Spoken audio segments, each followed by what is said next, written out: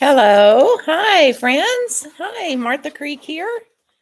Martha's Pearls, the continuation, chapter 20, entitled Follow Your Own Goals.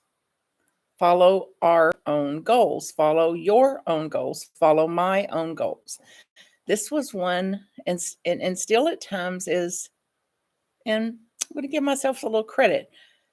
It's much easier than it was for me to follow my own goals instead of somebody else's goals for me. So I love you, and I love that you're here sharing this journey. Chapter 20. If you haven't experienced much anxiety lately, go spend a weekend with your family. Actually, it might not even take a full weekend. For some, all it takes is to talk to our families on the phone, or to have a meal with them, or a holiday, or a short visit. What's that about? All this anxiety when we get with our family of origin. You may not call it anxiety. You may call it stress. You may call it willfulness, argumentative natures, conflict. Research from Dr. Murray Bowen, a family therapist pioneer and Tennessee native, suggests that it is due to our self-differentiation process. Mighty big word. My experience is that being an authentic adult is hard work and is a never-ending life process. The pathway is routinely paved with difficulties and challenges. To become mature, both spiritually and emotionally, every person faces the challenge of a differentiation of self, knowing where I begin and end and where they begin and end. It sounds so simple. Not to differentiate is to fuse. A failure to become a separate person with others and to place responsibility on others or on situations, predicaments, or hurdles for our life experience and for the way in which our lives develop and for our feelings. Fusion may be referred to as enmeshment. To differentiate is to provide a platform for maximum growth and personal development for you and everyone in your circle of influence. A way to change the world is through one interaction and one relationship at a time. I'm going to read that one more time just for me. The way to change the world is through one interaction and one relationship at a time. I've had multiple opportunities to practice and apply this theory, and I've experienced transformation when I'm able to apply it well. One of the hardest practices has been to live by my own goals, not by others' expectations of me, or even demands on me, or others' goals for me. I declared at 3 years of age that I would be a minister, that I am a minister. This declaration received a wave of laughter from those family members listening. They thought it was funny for several reasons, likely, and one including they'd never heard or had any belief that a woman can be a minister.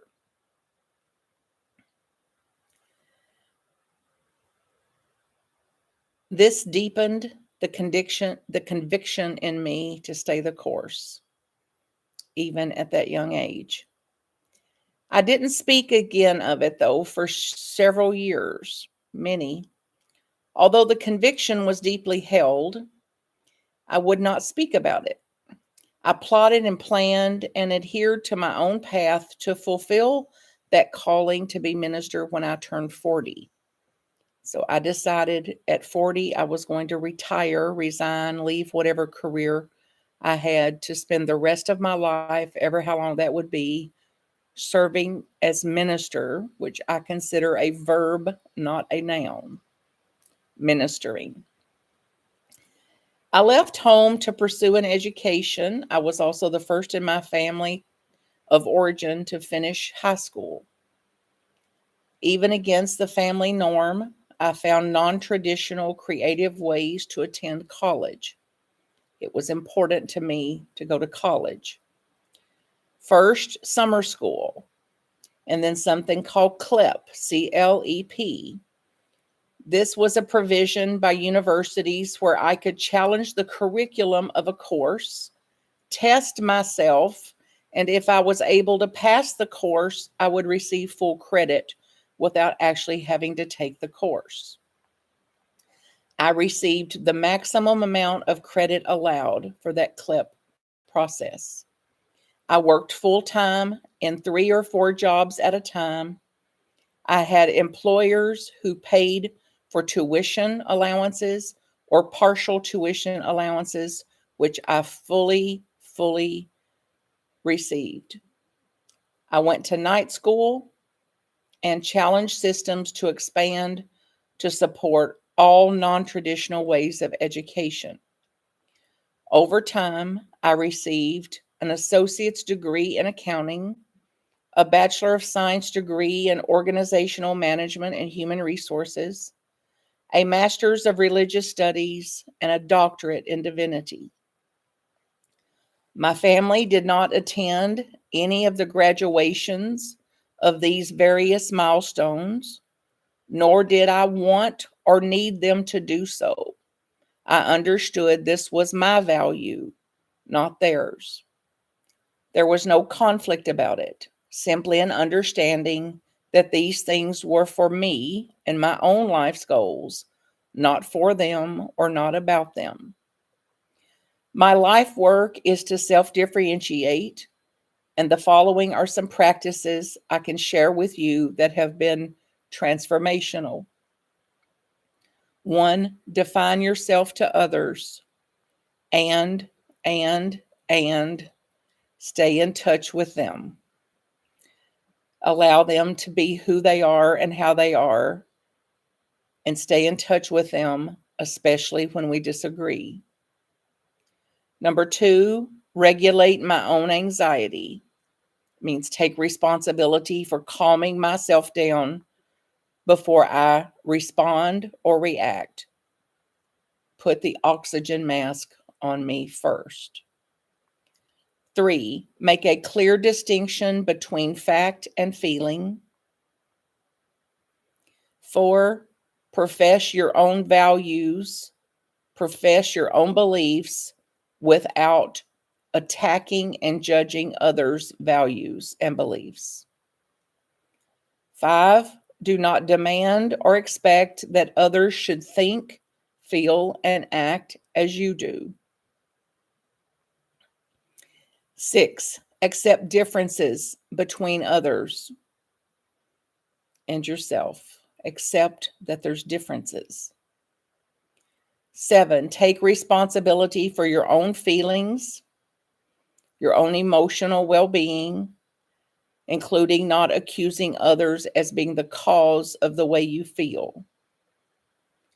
8, live by your own goals rather than others' expectations of you. The topic of the day.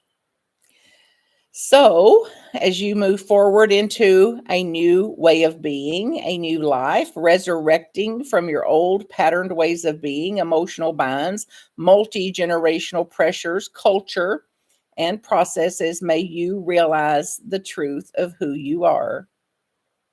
May you move toward the graduation of your dreams, supported by me